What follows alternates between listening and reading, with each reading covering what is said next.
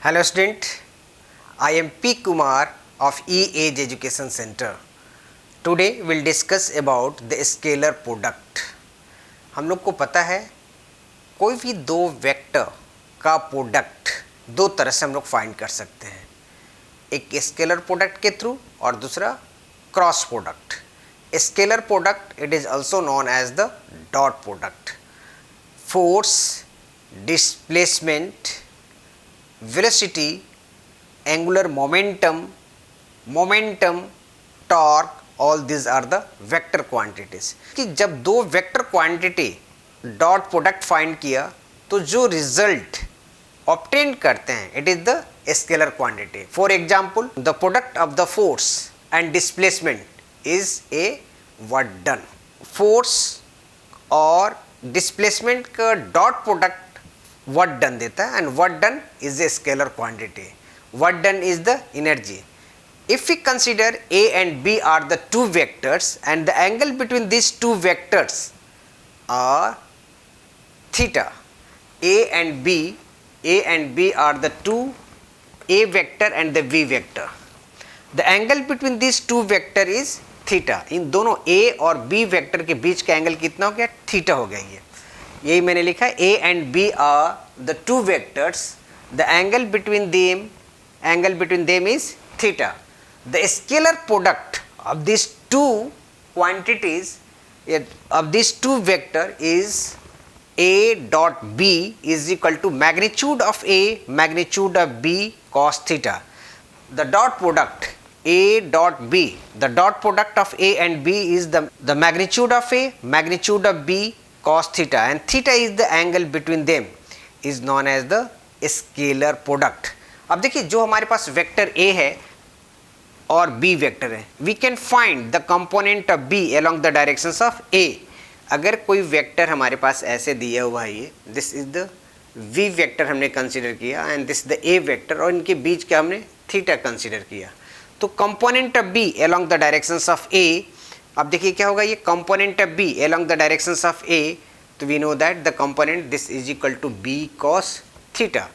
मैंने इसका magnitude find कर लिया b वेक्टर का along the directions of a, तो this is equal to b cos theta. अब a और v वेक्टर को मल्टीप्लाई कर देंगे, a और v का डॉट प्रोडक्ट फाइंड करते, a और b को मल्टीप्लाई करेंगे, that will give the scalar product. अब देखिए यहाँ पर क्या हुआ, ये इसी तरह से हम लोग क्या करते हैं कि a डॉट b, अब यहाँ पर हमने क्या लिया, मैग्नीट्यूड ऑफ b, इसको हम लोग ऐसे भी कह सकते हैं कि मैग्नीट्यूड, यहाँ पर हमने क्या किया, b cos theta. b cos theta is the component of b along the direction of a, और यहाँ पर इसका मैग्नीट्यूड ले लिया a.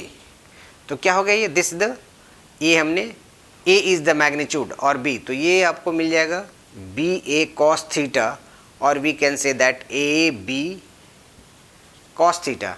यह a एंड b, यह a and b are magnitude of a, magnitude of a and b, magnitude of a and b. तो देखिए ये क्या हुआ, इसको हम लोग ऐसे भी रिप्रेजेंट कर सकते हैं, this is equal to a को क्या लिख सकते हैं, magnitude of a, magnitude of b and cos theta. अब देखिए work done is equal to f dot s. यहाँ पर ये f is cos theta. f is the force, it is the vector quantity, s is the displacement, it is also the scalar quantity. Then the f dot s या f s cos theta is the scalar quantity. जो हमारा result आता है a what done is the force multiply with the displacement, f dot s, it is the scalar. what the result, scalar product का जो भी हम लोग result find करते हैं, it is the, ये इसका कोई direction, there is no direction, a and b has a direction, but their product has no direction. तो देखिए ए का एक अपना डायरेक्शन है, जैसे force is a vector quantity, force का तो एक अपना डायरेक्शन है। बी डिस्प्लेसमेंट, डिस्प्लेसमेंट का भी एक अपना डायरेक्शन है, बट जब इन दोनों का डॉट प्रोडक्ट फाइंड करते हैं तो इनका कोई डायरेक्शन नहीं होता है, it is the directionless, इनका कोई direction, so it is known as the scalar quantity. और स्केलर क्वांटिटी को जब हम लोग डिफाइन करते हैं तो क्या कहते हैं कि those quantity which have the magnitude only there is no direction, तो यहां भी आपको कोई डायरेक्शन नहीं है, so it is a scalar quantity. It means कि जब दो वेक्टर क्वांटिटी को मल्टीप्लाई कर रहे हैं और उसका रिजल्ट में कोई डायरेक्शन नहीं आता है तो वह स्केलर प्रोडक्ट कहलाता है। तो यहां पर देखिए this is the scalar product. अब चलिए हम लोग देखते हैं स्केलर प्रोडक्ट की क्या प्रॉपर्टीज हो सकते हैं। ये the properties of the scalar product, the properties of scalar product. चलिए हम लोग देखते हैं। Now we are going to discuss the properties of the scalar product. Scalar product, properties of scalar product, properties of scalar product. First में हम लोग count करते हैं। First A, scalar product of a unit vector, scalar product of unit vector, scalar product of unit vectors. तो ये unit vectors कौन से हैं? Unit vectors I, J and K cap, I cap, J cap and K cap. अब देखिए जैसे अगर हम लोग यहाँ पर ऐसे लेते हैं, ये देखिए this is the x axis और यहाँ पर ये वाई एक्सिस हो गया और ये हो गया आपको जेड एक्सिस। हमने इसको जेड एक्सिस मान लिया, ये एक्स एक्सिस हो गया, आई एक्सिस हो गया। The unit vector along the directions of I is I cap and the unit vector along the Y direction this is the J cap और K directions के लिए हम लोग K cap लिखते हैं, ठीक है। अब देखिए I और J के बीच कितना एंगल फॉर्म होता है? I और J, या we can say the angle between the X axis and Y axis, they are perpendicular to each other। I और J के बीच कितने डिग्री का एंगल हो जाएगा? It is also the 90 degree. और similarly Z, actually the Z axis will be along the directions. ऐसे हमारे पास जेड एक्सिस है but it is the 3 dimensional figure that can not be taken. अब ये हमारे पास अगर इस जेड एक्सिस को रिप्रेजेंट करना है तो ये तो 2 dimensional, board is the 2 dimensional, तो इसलिए हमने इसको इस तरह से रिप्रेजेंट कर दिया के। तो यहाँ पर देखिए आई और जे के बीच 90 डिग्री का है, तो जेड और एक्स एक्सिस के बीच भी कितने डिग्री का एंगल हुआ? 90 डिग्री का। एंड जेड और वाई एक्सिस के बीच भी कितने डिग्री का एंगल हो गया? 90 डिग्री का। अब यहाँ पर देखिए हम लोग स्केलर प्रोडक्ट में पहले अगर हम फिर ऐसे करते हैं कि आई और एक और वेक्टर हम ले लेते हैं आई, इन दोनों के बीच में यूनिट वेक्टर आई एंड जे और के आर द यूनिट वेक्टर। तो देखिए आई और आई ये हमारे पास ए भी एक्स एक्सिस में जाएगा, ए भी एक्स एक्सिस में जाएगा, तो दोनों का डायरेक्शन एक्स है। एक आई और आई का अगर हम लोग डॉट प्रोडक्ट लेते हैं तो दोनों के बीच कितने डिग्री का एंगल हुआ? 0 डिग्री का। और we know that the I dot I is equal to magnitude of I cos theta. अब देखिए स्केलर प्रोडक्ट में हम लोग ऐसे करते हैं आई मैग्नीट्यूड ऑफ आई और आई के बीच कितने डिग्री का एंगल होगा? 0 डिग्री। तो अगर ये हम लोग ऐसे कहते हैं इसका मैग्नीट्यूड कितने के इक्वल होगा? 1 के इक्वल हो गया, और आई का भी मैग्नीट्यूड कितना होगा? 1 के इक्वल होगा, और एंगल कितना हो गया? cos 0 degree. अब देखिए 1 into 1 1 और cos 0 डिग्री is also 1 and this is equal to finally 1। तो आई कैप और आई कैप का डॉट प्रोडक्ट कितना हो गया? I is the unit vector along the directions of x axis, तो this is equal to 1 के इक्वल हो गया। क्यों 1 हुआ? क्योंकि we know that the dot product is equal to a dot b, we know the a is equal to, if we have to consider here is the a vector and this is the v vector and theta, we know the a dot b is equal to magnitude of a magnitude of b cos theta। यहाँ पर देखिए in the same way ऐसे अगर हमने लिखा तो यहाँ पर i cap और i cap is equal to इसका मैग्नीट्यूड कितने के इक्वल है? 1। इसका मैग्नीट्यूड कितना है? ये this is the v vector, इसका भी मैग्नीट्यूड 1 है, और यहाँ पर cos 0 degree. Finally 1 dot 1 dot 1 and this is equal to 1। Now we can write down in the same way. अब यहाँ पर देखिए j डॉट j कैप, ये भी हमारे पास j मीन्स कि their direction is along the Y axis, दोनों वेक्टर वाई एक्सिस के बीच में है। So the angle between them J और जे के बीच कितने डिग्री का एंगल होगा? 0 डिग्री का। जब 0 डिग्री का होगा तो यहाँ भी हम लोग लिख सकते हैं 1 1 और cos 0 degree, so this is equal to 1 के इक्वल हो गया। फिर अगर हम लोग k इज इक्वल टू 1 1 और cos 0 degree, this is also equal to 1।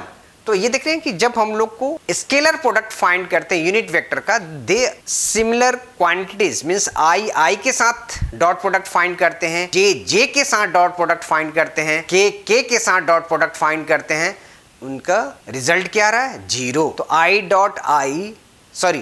जब हम इनको i.i के साथ डॉट प्रोडक्ट फाइंड करते हैं, जे और जे के साथ डॉट प्रोडक्ट फाइंड करते हैं, के और के साथ डॉट प्रोडक्ट फाइंड करते हैं, तो we get that is equal to 1। ठीक है, अब ये देखिए आई और जे अब अनलाइक यूनिट वेक्टर को मल्टीप्लाई करते हैं। इट मींस अब देखिए हमारे पास सेकंड में लोग क्या फाइंड करते हैं, ये बात तो क्लियर हो गया। अब चलिए हम लोग फाइंड करते हैं ये दूसरे वेक्टर की तरफ। अब हम लोग i और j दो वेक्टर लेते हैं। देखिए हमारे पास से क्या होगा, ये i is along the x axis और y is along the z axis, sorry i is along the x axis, j is along the y axis.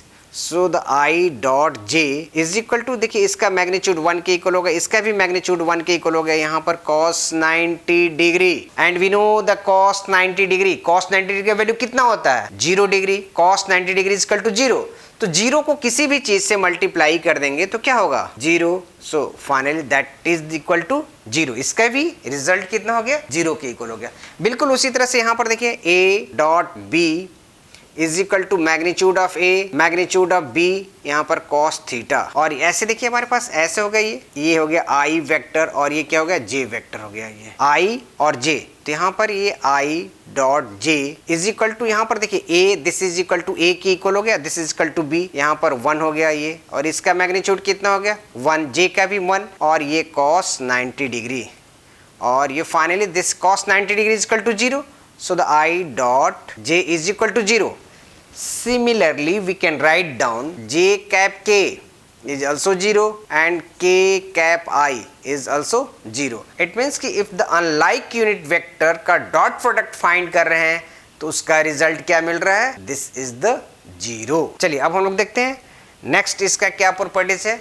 Unit vector का स्केलर प्रोडक्ट का वैल्यू कितना होता है जब ये दोनों लाइक होते हैं। Like unit vector co dot product find करते तो इसका वैल्यू 1 के इक्वल हो रहा था, और जब unlike unit vector co dot product find कर रहे हैं तो इसका वैल्यू 0 के इक्वल हो रहा था। Scalar product is commutative. अब ये देखिए हमारे पास नेक्स्ट हम लोग कह रहे हैं, ये एक हो गया ये फर्स्ट स्केलर प्रोडक्ट। अब ये देखिए सेकंड में हमारे पास एक तो प्रॉपर्टीज में हमारे पास क्या होगा? Scalar product. स्केलर प्रोडक्ट में लोग ऐसे लिख दिए, यहाँ पर हम लोग डायरेक्ट में हम पहले एक लाइन लिख देते, इसके बाद फिर हम I cap I is equal to J cap J और के कैप के इज इक्वल टू 1 के इक्वल हो गया। आई कैप जे और जे कैप के और K cap I is equal to 0।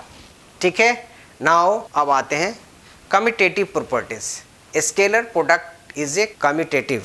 Scalar product is commutative. Scalar product is commutative. अब यहाँ पर देखिए अगर a dot b is equal to b dot a, अब यहाँ पर देखिए जैसे हम लोग इस साइड लिखते हैं magnitude of a magnitude of b cos theta, और इस साइड भी लिखेंगे तो क्या होगा? ये magnitude of b magnitude of a, और यहाँ पर cos माइनस थीटा भी लिखते हैं तो इसका वैल्यू कितने के इक्वल होगा? a डॉट b, तो cos minus theta is equal to theta के इक्वल होगा, तो this is equal to a b cos theta, और यहाँ पर देखिए b a और ये finally cos theta. Since the cos minus theta is equal to cos theta के इक्वल हो गया, तो left hand side is equal to right hand side. It means it's follow the commutative law. a dot b is equal to b dot a। Scalar product is a distributive. Second में देखते हैं ये scalar product is distributive. Scalar product is distributive होता है। अभी देखिए यहाँ पर डिस्ट्रीब्यूटिव होता है ये। यहाँ अगर हम लोग लेते हैं this is the a vector dot, यहाँ पर हम लोग देते हैं ये, और यहाँ क्या हो गया? ये b प्लस c ऐसे लिखते हैं। This is equal to a dot b plus a dot c ऐसे लिख सकते हैं ये। तो this is the distributive properties. तो ये हमारे पास हो गया, this are the properties of the scalar product. अब लोग आगे हम लोग इससे रिलेटेड कैसे न्यूमेरिकल सॉल्व करेंगे, this is the first part.